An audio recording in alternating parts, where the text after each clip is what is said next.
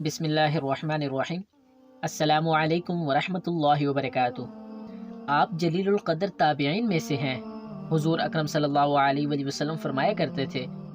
کہ اویس احسان و مہربانی کے اعتبار سے بہترین تابعین میں سے ہیں، اور جس کی توصیف سرکار دو عالم صلی اللہ علیہ وآلہ وسلم فرما دیں، اس کی تعریف دوسرا کوئی کیا کر سکتا ہے۔ بعض اوقات جانب یمن روئے مبارک کر کے حضور اکرم صلی اللہ علیہ وآلہ وسلم فرمایا کرتے تھے کہ میں یمن کی جانب سے رحمت کی ہوا آتی ہوئی پاتا ہوں۔ پیارے دوستو، میرا نام ہے محمد اسامہ اور آپ دیکھ رہے ہیں میرا یوٹیوب چینل اسامہ آفیشیل۔ اگر آپ نے ابھی تک میرے چینل کو سبسکرائب نہیں کیا، سبسکرائب کریں اور ساتھ نیچے بیل آئیکن کو ضرور کلک کریں۔ سرکار دو عالم صلی اللہ علیہ وآلہ وسلم فرمایا کرتے تھے کہ روز محشر 70,000 ملائکہ کے جلوے میں جو حضرت اویس قرنی رحمۃ اللہ علیہ کے شبہ ہوں گے، آپ کو جنت میں داخل کیا جائے گا تاکہ مخلوق ان کی شناخت نہ کر سکے سوائے اس شخص کے جس کو اللہ تعالیٰ ان کے دیدار سے مشرف کرنا چاہے، اس لیے کہ آپ نے خلوت نشین ہو کر اور مخلوق سے روپوشی اختیار کر کے محض اس لیے عبادت اور ریاضت اختیار کی کہ دنیا آپ کو برگزیدہ تصور نہ کرے، اور اسی مصلحت کے پیش نظر روز حشر آپ کی پردہ داری قائم رکھی جائے گی۔ سرکار دو عالم صلی اللہ علیہ وآلہ وسلم نے فرمایا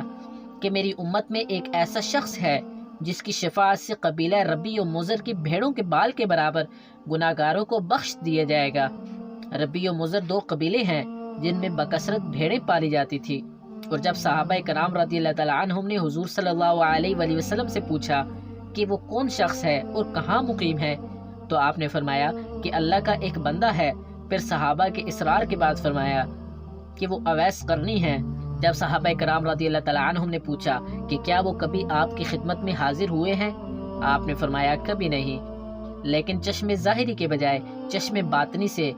ان کو میرے دیدار کی سعادت حاصل ہے، اور مجھ تک نہ پہنچنے کی دو وجوہات ہیں۔ اول غلبہ حال، دوم تعظیم شریعت، کیونکہ ان کی والدہ ضعیف و نابینا بھی تھی اور حضرت اویس شتر بانی کے ذریعے ان کے لیے معاش حاصل کرتے تھے۔ پھر جب صحابہ کرام رضی اللہ تعالیٰ عنہم نے پوچھا کہ کیا ہم ان سے شرف و نیاز حاصل کر سکتے ہیں، تو حضور صلی اللہ علیہ وآلہ وسلم نے فرمایا کہ نہیں، البتہ حضرت عمر اور حضرت علی رضی اللہ تعالیٰ عنہ سے ان کی ملاقات ہوگی، اور ان کی شناخت یہ ہے کہ پورے جسم پر بال ہیں اور ہتھیلی کے بائیں پہلو پر ایک ورم کے مساوی سفید رنگ کا داغ ہے، لیکن وہ برس کا داغ نہیں۔ لہٰذا جب ان سے ملاقات ہو تو میرا سلام پہنچانے کے بعد میری امت کے لیے دعا کرنے کا پیغام بھی دینا۔ پھر جب صحابہ کرام رضی اللہ تعالیٰ عنہم نے عرض کیا کہ آپ کے پیراہن کا حقدار کون ہے، فرمایا کہ اویس قرنی۔ دور خلافت راشدہ میں جب حضرت عمر اور حضرت علی رضی اللہ تعالیٰ عنہ کوفہ پہنچے اور اہل یمن سے ان کا پتہ معلوم کیا، تو کسی نے کہا کہ میں ان سے پوری طرح واقف تو نہیں، البتہ ایک دیوانہ آبادی سے دور عرفہ کی وادی میں اونٹ چرایا کرتا ہے اور خشک روٹی اس کی غذا ہے، لوگوں کو ہنستا ہوا دیکھ کر خود روتا ہے اور روتے ہوئے لوگوں کو دیکھ کر خود ہنستا ہے۔ چنانچہ حضرت عمر اور حضرت علی رضی اللہ تعالیٰ عنہ جب وہاں پہنچے تو دیکھا کہ حضرت اویس نماز میں مشغول ہیں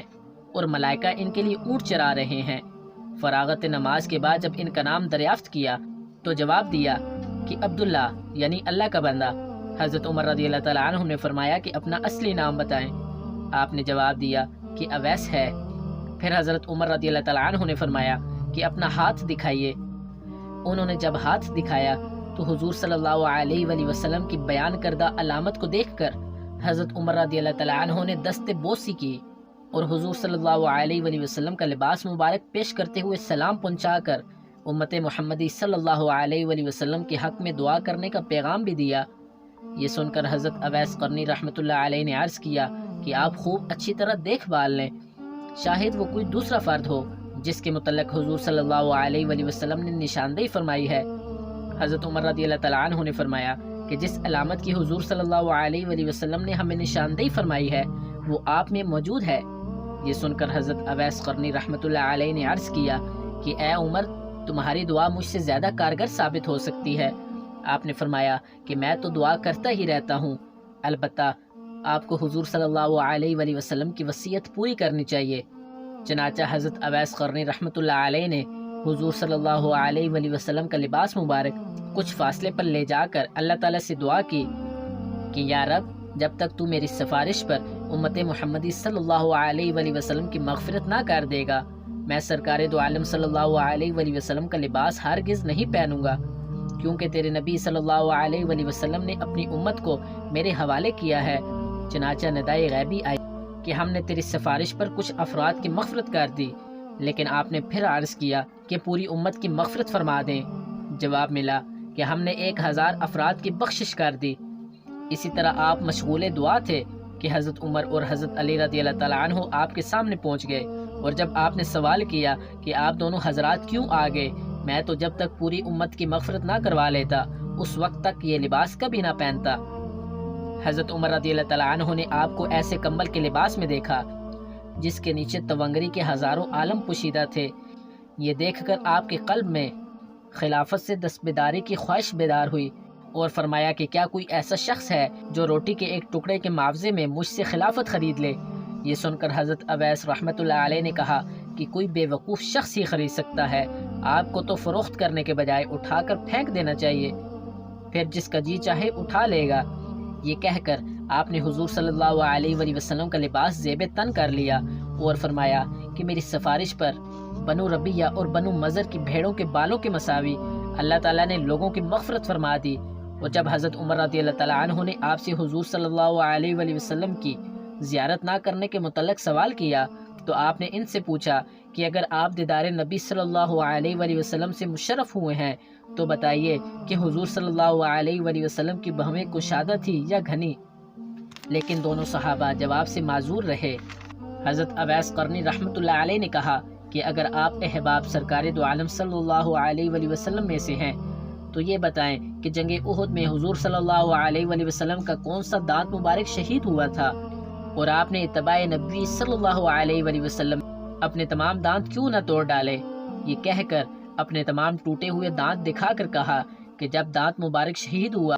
تو میں نے اپنا ایک دانت توڑ ڈالا، پھر خیال آیا کہ شاید کوئی دوسرا دانت شہید ہوا ہو، اسی طرح ایک ایک کر کے سب تمام دانت توڑ ڈالے۔ اس وقت مجھے سکون نصیب ہوا۔ یہ دیکھ کر دونوں صحابہ پر رکت طاری ہو گئی، اور یہ اندازہ ہو گیا کہ پاس ادب کا حق یہی ہوتا ہے۔ گو حضرت اویس قرنی رحمۃ اللہ علیہ دیدار نبوی صلی اللہ علیہ وآلہ وسلم سے مشرف نہ ہو سکے،